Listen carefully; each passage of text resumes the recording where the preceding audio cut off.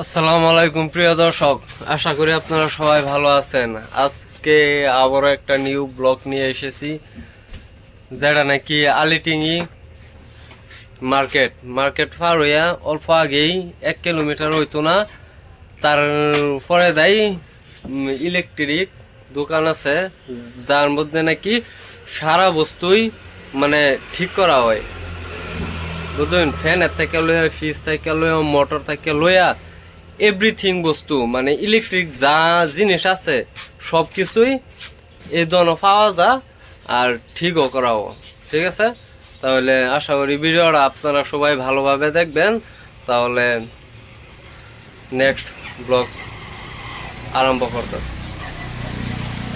মানুষ আছে না কোবিলে বেড়া আমি নামে বেড়া একটা ভিডিও